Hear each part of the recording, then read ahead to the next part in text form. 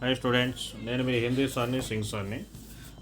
నన్న 10th class విద్యార్థులకి ఈ సంవత్సరం పబ్లిక్ ఎగ్జామ్ రాయబోతున్న హిందీ సబ్జెక్టులో ప్రతి విద్యార్థి కోసం కూడా ఇప్పటి వరకు 1 నుంచి 14 వరకు అన్ని ప్రశ్నలకి వీడియోస్ చేసి మీరు సులభంగా ఎక్కువ మార్కులు పొందేందుకు, మంచి మార్కులు పొందేందుకు మీకు ఉపయోగపడాలనే ఉద్దేశంతో వీడియోస్ చేసి మీకోసం పెట్టడం అయితే జరిగింది.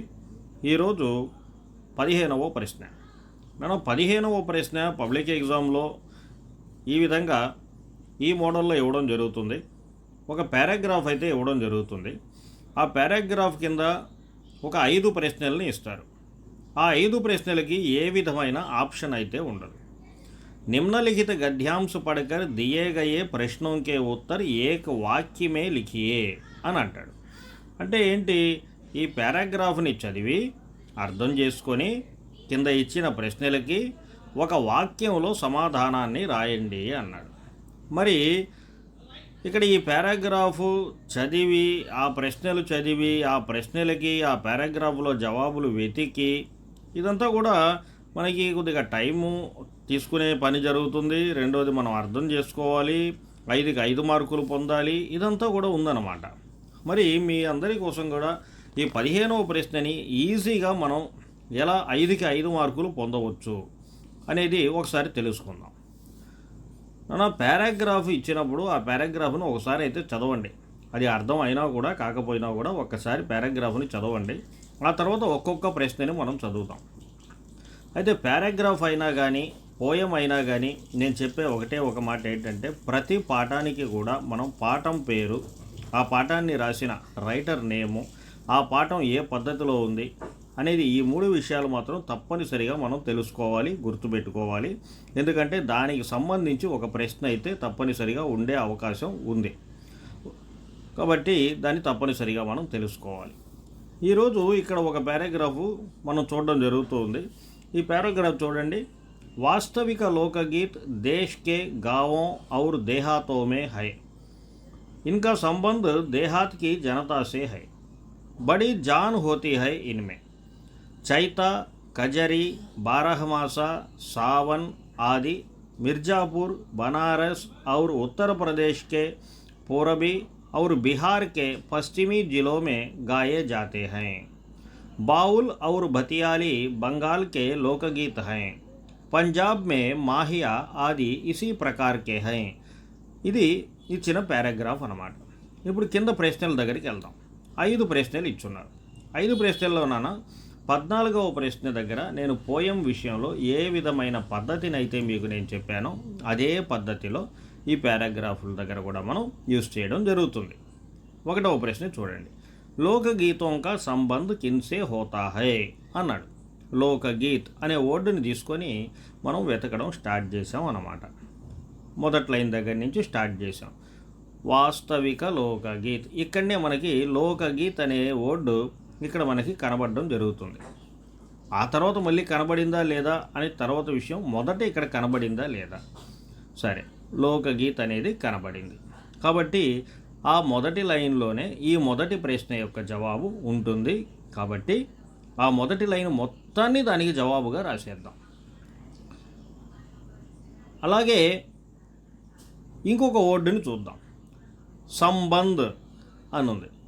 ఈ సంబంధ్ అనేది దాన్ని ఎతుకుదాం. ఇప్పుడు ఆ సంబంధ్ అనే దాన్ని ఎతికితే దాని పక్క లైన్లో, అంటే 2వ లైన్లో సంబంధ్ అనేది కూడా కనబడుతూ ఉంది.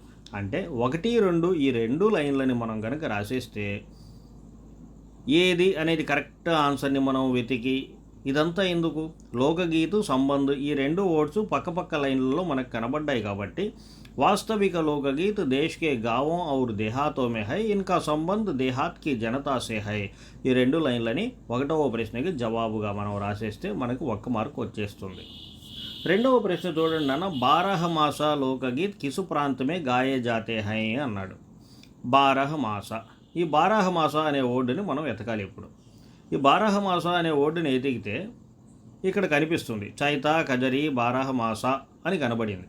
మరి ఈ బారహమాస అని ఉండే లైను ఎక్కడ స్టార్ట్ అయిందో, ఎక్కడ ఎండ్ అవుతుందో అక్కడ దాకా దాన్ని రాసేయండి.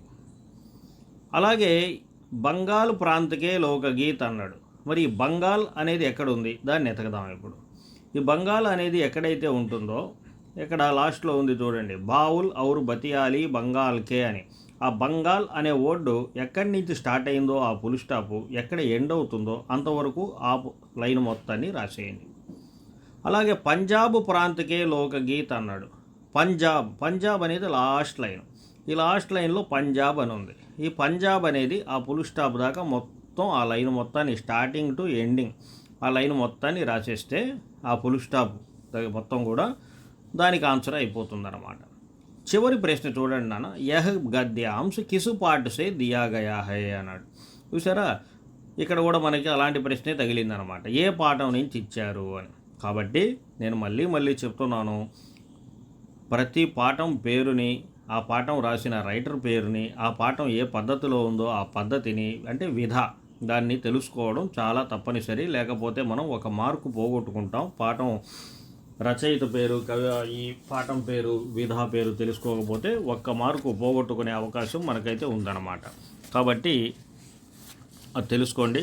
ఈ విధంగా నాన్న పారాగ్రాఫ్ ఇచ్చినప్పుడు పారాగ్రాఫ్ కింద ఇచ్చిన 5 ప్రశ్నలకి ఆప్షన్స్ ఉండవు మనకి 15వ ప్రశ్నలో. అది మరీ గమనించుకోవాలి మనం. దానికి ఆన్సర్ మొత్తాన్ని ఫుల్ స్టాప్ వరకు మొత్తం రాయాలి. దయచేసి దానికి ఆన్సర్గా ఒక్కొక్క పదం లాగా మాత్రం రాయొద్దు. ఎందుకంటే వాళ్ళు అది పనిగా చెప్పారు, ఏక వాక్యమే లిఖియే అంటున్నాడు కాబట్టి వాక్యం లాగానే మొత్తం ఆన్సర్ని రాయాలి. ఒక పదం కనుక మనం రాసామంటే 1 మార్క్ కాదు, ½ మార్కే మనకు పడుతుందన్నమాట. కొన్ని సందర్భాల్లో ఏందిరా అంటే విలోమ శబ్దాన్ని కానీ ఉపసర్గని కానీ ఇలాంటివి కూడా ఒక్కొక్కసారి అడిగే అవకాశం ఉంది. మ్యాక్సిమం అడగడు, ఒక్కొక్కసారి అడిగే అవకాశం ఉంది. కాబట్టి దాన్ని కూడా కొద్దిగా దృష్టిలో ఉంచుకోండి. మీకు ఇవి ఎలా ఉంటాయి అనే ఈ ప్రాక్టీస్ కోసం ఇంకొక పారాగ్రాఫ్ను కూడా మీకోసం ఇక్కడ చూపించడం జరుగుతుంది. చూడండి నాన్న, मिठाइयों के बाद लोहे की चीज़ों की दुकानें आती हैं, कई चिमटे रखे हुए थे, हामिद को ख्याल आता है दादी के पास चिमटा नहीं है, तवे से रोटियां उतारती है तो हाथ जल जाते हैं, अगर चिमटा ले जाकर दादी को दे दे तो वह कितनी प्रसन्न होगी అని చెప్పి ఇక్కడ ఒక పారాగ్రాఫ్ ఇవ్వడం జరిగింది. ఇక్కడ కూడా సేమ్ అలాగే ఇచ్చారు. చూడండి, 5 ప్రశ్నలు ఇచ్చారు, ఒక వాక్యంలో రాయాలి.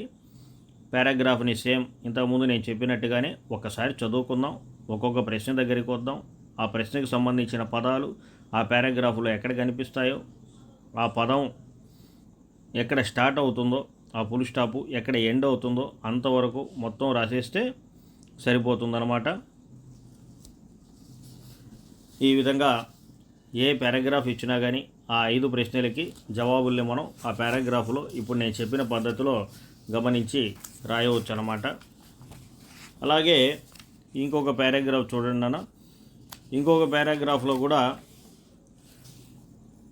घर में देखा तो పురస్కారం और सम्मानों का भंडार पड़ा है అని చెప్పి ఇక్కడ ఒక పారాగ్రాఫ్ ఇచ్చారు. ఈ పారాగ్రాఫ్ కింద కూడా 5 ప్రశ్నలు ఇవ్వడం జరిగింది. ఈ 5 ప్రశ్నల్ని కూడా ఒక వాక్యంలో మనం రాయాలి. సేమ్ నేను మొదట మీకు చెప్పిన పద్ధతిలోనే పారాగ్రాఫ్ని చదువుకోవడం, ఆ తర్వాత 5 ప్రశ్నల దగ్గరికి వెళ్ళడం, ఒక్కొక్క ప్రశ్నని చదవడం, ఒక్కొక్క పదాన్ని ఆ పారాగ్రాఫ్లో మొదటి లైన్ దగ్గర నుంచి వెతకడం ప్రారంభించాలి. ప్రారంభిస్తే 1వ ప్రశ్న మ్యాక్సిమం 1-2 లైన్లలోనే దొరుకుతుంది. 2వ ప్రశ్న 2-3లో, 3వ ప్రశ్న 3-4లో, 4వ ప్రశ్న 4-5 లైన్లలో, 5వ ప్రశ్న 5-6 లైన్లలో ఈ విధంగా దొరుకుతుంది.